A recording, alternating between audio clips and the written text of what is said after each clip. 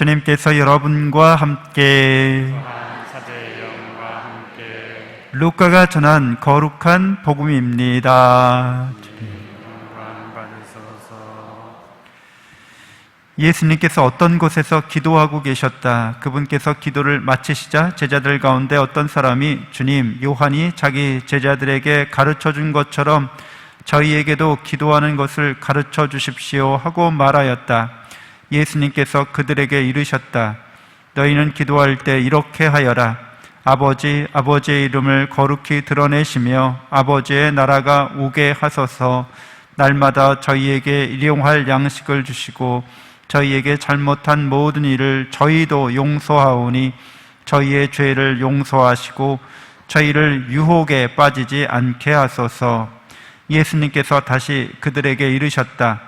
너희 가운데 누가 벗이 있는데 한밤중에 그 벗을 찾아가 이렇게 말하였다고 하자. 여보게, 빵을 3개만 구워주게. 내 벗이 길을 가다가 나에게 들렸는데 내놓을 곳이 없네. 그러면 그 사람이 안에서 나를 괴롭히지 말게. 벌써 문을 닫아 걸고 아이들과 함께 잠자리에 들었네. 그러니 지금 일어나서 건네줄 수가 없네 하고 대답할 것이다. 내가 너희에게 말한다. 그 사람이 벗이라는 이유 때문에 일어나서 빵을 주지는 않는다 하더라도 그가 줄곧 졸라대면 마침내 일어나서 그에게 필요한 만큼 다 줄 것이다. 내가 너희에게 말한다. 청하여라, 너희에게 주실 것이다. 찾아라, 너희가 얻을 것이다. 문을 두드려라, 너희에게 열릴 것이다. 누구든지 청하는 이는 받고 찾는 이는 얻고 문을 두드리는 이에게는 열릴 것이다. 너희 가운데 어느 아버지가 아들이 생선을 청하는데 생선 대신에 뱀을 주겠느냐? 달걀을 청하는데 전갈을 주겠느냐? 너희가 악해도 자녀들에게는 좋은 것을 줄 줄 알거든 하늘에 계신 아버지께서야 당신께 청하는 이들에게 성령을 얼마나 더 잘 주시겠느냐? 주님의 말씀입니다. 그리스도님 찬미합니다. 찬미 예수님, 관상기도와 성령의 기도라는 제목으로 함께 나누겠습니다. 우리는 기도가 하느님과의 대화라고 간단 명료하게 말씀하고 있죠. 근데 이 대화라고 하는 것은 결국에는 관계에 기초하고 있습니다.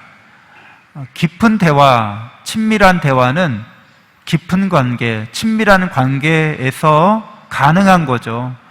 잘 알지도 못하는 사람한테 내가 깊이 있는 속마음을 이야기할 필요도 없고 하는 것도 맞지 않습니다. 그러니까 기도가 하느님과의 대화라면 하느님과 내가 어떤 관계에 있느냐가 그 기도의 수준이나 그 기도의 정도를 드러낸다고 할 수 있겠죠. 그래서 관상기도라고 하는 것은 저번 주에 말씀드렸는데 모든 기도의 기초가 바로 관상기도라고 할 수 있습니다. 높은 단계의 기도가 관상기도라고도 할 수 있지만 가장 기본이 관상기도라고 말씀드릴 수 있다는 거죠. 콘템플라시오나 테오리아라는 말은 관상기도의 원어예요. 근데 이 원어가 우리에게 알려주는 바는 어려운 얘기가 아니라는 거예요.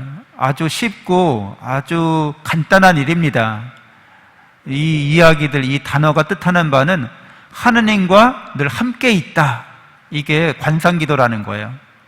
그리고 하느님을 보다, 하느님의 눈으로 보다, 이런 게 관상기도라고 말하고 있는 거예요, 이 단어가. 그러니까 하느님과 함께 있고 또 하느님의 눈으로 바라보는 거, 이거는 사랑의 하느님 안에서 가능하다는 거예요. 사랑하니까 함께 있고 싶은 거죠. 사랑하니까 사랑하는 사람의 눈길로 보는 거예요. 이게 관상기도예요. 그러니까 늘 하나님의 사랑 속에 있는 상태를 말하는 거죠. 하나님의 사랑으로 세상을 바라보는 거, 인간을 바라보는 거, 이게 관상기도입니다. 이런 상태에서 우리가 여러 기도를 하는 거죠. 염경기도 하고 묵상기도도 하고 그러는 거죠. 관상기도 안에서. 그래서 이 관상이라는 말이 번역돼서 볼관자에다가 생각상자를 쓰는 거죠. 볼관자, 어떻게 보느냐 하면 저 탄천에 외가리가 이렇게 서 있잖아요. 황색과 조류죠. 황색 관자를 써요. 그래서 긴 다리로, 긴 부리로, 매서운 눈으로 물속을 응시합니다. 그렇게 보는 거예요. 뭘 봐요? 나의 생각을. 그리고 하늘 높이 날아오라서는 마음 전체를 보는 겁니다. 그렇게 보는 게 관상이라는 거예요. 관상기도. 그러니까 이 관상기도는 하느님과 함께 있고 하느님의 눈으로 보는데 그러한 능력이 영적인 능력이라는 거죠. 그래서 이 육신의 눈으로 보는 게 아니라 영적인 눈으로 우리 마음을 보고 있다는 거예요. 우리 생각을 보고 있다는 거예요. 이게 이제 관상기도라고 하는 겁니다. 하느님과 함께 하느님의 눈으로 내 생각을 보는 거예요. 내 마음을 보는 거예요. 이게 관상기도입니다. 늘 여러분은 여러분의 생각을 보고 있죠. 특별히 여러분이 양심성찰을 할 때 여러분의 마음을 전체적으로 보죠. 꼼꼼히 보고 전체적으로 봅니다. 이게 여러분이 영적인 존재이기 때문에 그런 능력을 발휘하는 거예요. 영적인 존재로서 하느님의 사랑과 은총을 충만히 받고 있다고 우리는 스스로 그래서 깨달을 수가 있습니다. 우리가 이렇게 영적인 존재가 된 것은 영이신 하느님께서 우리를 당신을 닮은 존재로 창조하셨기 때문에 우리가 이런 능력을 발휘하는 거죠. 동물과 식물들은 이러한 능력을 발휘하지 못합니다. 인간만이 하는 거예요. 이게 신적인 능력인 거죠. 그래서 관상기도를 하면서 우리는 하느님의 사랑을, 그 신비를 체험하게 됩니다. 깨닫게 됩니다. 그리고 이러한 하나님의 사랑의 신비가 예수 그리스도의 십자가상의 죽음과 부활로 완전하게 드러났고 성취됐다는 것을 우리는 압니다. 그래서 바오로 사도는 로마서 8장 39절에서 어떠한 피조물도 우리 주 예수 그리스도 예수님에게서 드러난 하느님의 사랑에서 우리를 떼어놓을 수 없습니다. 관계가 떼어놓을 수 있는 관계 자체가 아니라는 거예요. 예수님이 보여주신 그 사랑에서 아무것도 우리를 떼어놓을 수 없다는 거예요. 그러니까 늘 여러분은 하나님의 사랑 안에서 그분과 함께 있다는 거예요. 그래서 그분의 눈으로 바라본다는 거예요. 하느님을, 또 우리 자신을. 이렇게 본다고 하는 건요, 안다고 하는 말과 같아요. 백문이 불여 일견이. 보는 거는 아는 거예요. 영어에 I see 그러면 나는 보다잖아요. 나는 안다라는 뜻도 동시에 있는 거죠. 그러니까 하느님을 안다는 거예요. 하느님의 마음을 안다는 겁니다. 그 사랑을 안다는 거예요. 그래서 사랑을 향유한다는 겁니다. 그게 바로 관상기도인 거죠. 그래서 관상기도는 영으로 하는 기도가 되는 거죠. 그래서 영으로 하는 기도이기 때문에 이 관상이라는 말이 어떻게 영하고 연관되는지 고린토 1서 2장 10장 11절이 있는데요. 제가 한번 읽어보겠습니다. 성령께서는 모든 것을 그리고 하나님의 깊은 비밀까지 통찰하십니다. 그 사람 속에 있는 영이 아니고서야 어떤 사람이 그 사람의 생각을 알 수 있겠습니까? 마찬가지로 하나님의 영이 아니고서는 아무도 하나님의 생각을 깨닫지 못합니다. 우리가 영적인 존재라고 하는 것은 관상을 할 수 있다는 거죠. 생각을 알 수 있다는 거예요. 그래서 우리가 영적인 존재이기 때문에 하느님은 우리와 비슷하기 때문에 하느님도 그렇다는 거예요. 하느님의 거룩한 영이 성령께서 하느님의 깊은 비밀을 통찰하시고 하느님의 생각을 아신다는 거예요. 우리랑 똑같이. 그래서 그 하느님의 영께서, 성령께서 우리 영하고 통한다는 거예요. 로마서 8장 15절 16절에서 이렇게 말씀하고 있습니다. 여러분을 자녀로 삼도록 해주시는 영을 받았습니다.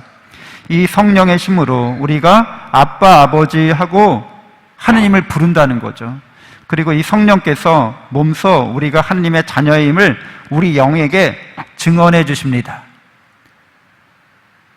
성령과 우리 영은 같은 영이기 때문에 통한다는 거죠. 그래서 우리가 영적인 존재로서 하나님의 사랑받고 있다는 것을 알려주신다는 거예요. 그래서 하느님을 아빠, 아버지라고 부른다는 겁니다. 하느님의 자녀라는 거죠. 성령께서는 우리가 관상기도 할 수 있도록 해주시는 분이고, 사랑 속에서 하느님과 함께 생활하고 하느님의 눈으로 바라볼 수 있게 해주시는 분이 성령이시고, 우리가 영적인 존재이기 때문에 그게 가능하고, 또 성령의 기도는 특별히 우리에게 이러한 우리의 정체성을 바로 잡아주신다는 거예요. 로마서 8장 26절, 29절 보면 성령께서도 나약한 우리를 도와주십니다. 우리는 올바른 방식으로 기도할 줄 모르지만 성령께서 몸소 말로 다할 수 없이 탄식하시며 우리를 대신하여 간구해 주십니다. 성령께서 탄식하면서 기도하고 계시다는 거예요. 대화하고 계시다는 거죠. 성부, 성자, 성령이 대화를 하고 계시다는 거예요. 근데 탄식하면서 그렇게 대화하는 내용이 뭐냐? 그거는 바로 29절에 나와 있는데, 하나님께서 미리 뽑으신 이들을 당신의 아드님과 같은 모상이 되도록 미리 정하셨습니다. 이걸 위해서 탄식하신다는 거예요. 우리가 누군지를 모르고, 우리가 누군지 모르기 때문에 잘못 기도한다는 거예요. 그래서 그것 때문에 탄식하신다는 거예요. 여러분이 바라고 원하는 것들은 하나님께서 이미 다 주신 거예요. 하나님은 성령을 우리에게 주신다고요. 영원한 생명과 행복을 받은 거예요. 그게 하나님의 자녀예요. 그러니까 우리가 그 자녀됨을 모르고, 영원한 생명과 행복을 받은 것을 모르고 엉뚱한 것을 계속해서 달라고 요청하면 성령께서 탄식하신다는 거예요. 물론 필요하죠. 그래서 그런 필요한 것들도 주시는데, 주님의 기도에 우리가 성령으로 어떻게 기도해야 되는지, 관상기도 해야 되는지 잘 드러나 있습니다. 그래서 우리가 자녀됨을 성령께서 우리에게 알려주셨기 때문에 아버지의 이름과 나라를 위해서 기도 바치는 거죠. 성령으로 관상기도 바치는 사람은 하느님 아버지의 자녀이며 그 나라의 상속자입니다. 그래서 다른 형제들도 성령으로 자신이 하느님의 자녀라는 것을, 하느님 나라의 상속자라는 것을 깨닫고 믿을 수 있도록 우리도 탄식하며 기도한다는 거예요. 오게 하소서, 이 말은, 거룩히 빛나게 하소서, 이 말은 하나님께서 그렇게 하고자 하시고 성령 받은 우리도 그렇게 되기를 간절히 원한다는 거예요. 그게 올바른 기도가 되고 우리의 목적에 부합하는 기도라는 거죠. 하나님을 닮아가는 자들의 기도입니다. 영원한 생명을 주는 일용할 양식을 구합니다. 성체성사의 은혜를 받기를, 말씀의 은혜를 받기를, 그리고 실제로 받는다는 거예요. 용서하고 용서받으며 살기를 원한다는 거예요. 이웃끼리, 동료들끼리, 형제자매끼리 서로 용서하고 용서받으면서 고해성사의 삶을 살기를 바란다는 거예요. 그대로 이루어집니다. 거짓과 오류의 유혹에 맞서서 십자가의 사랑으로 살기를 원한다는 거예요. 그리고 그 십자가의 사랑이 반드시 승리한다는 것을 우리는 안다는 겁니다. 그게 승리가 항상 이루어지고 있다는 거죠. 예수 그리스도의 사랑이 죄악과 죽음에 맞서서 승리하셨기 때문에 그러합니다. 그래서 당신이 하나님의 사랑받는 자녀로서, 하나님의 진실한 친구로서 영적 정체성을 정립할 때만 우리는 너희는 먼저 하나님의 나라와 그분의 의로움을 찾아라. 그러면 이 모든 것들도 곁들여 받게 될 것이다 라는 말씀을 체험하게 됩니다. 자녀니까 하나님이 원하시는 걸 먼저 찾는 거죠. 하나님이 기뻐하시는 것을 먼저 찾는 겁니다. 그러면 우리가 하나님의 뜻대로 살기 위해서 필요한 것들, 재산이나 뭐 건강이나 또는 무슨 권력이나 명예나 적절하게 필요한 만큼 다 제공해 주신다는 거예요. 우리가 첫 번째로 하나님과 어떤 관계에 있는지, 내가 누군지, 그리고 우리가 기도해야 될 그런 목적이 무엇인지를, 왜 기도해야 되는지 알기 때문에 그것을 위해서 기도하면 나머지 것들도 다 따라온다는 거죠. 더 기쁨과 찬양의 감사 기도를 바치는 주님의 자녀들, 주님의 벗들이 모두 되시길 바랍니다. 하나님의 뜻을 성령으로 깨닫고 하나님의 마음을 이신전심으로 알아서 그 마음에 순종하는, 말씀에 순종하는, 실천하는 우리 모두가 되어야겠습니다. 잠시 묵상하겠습니다.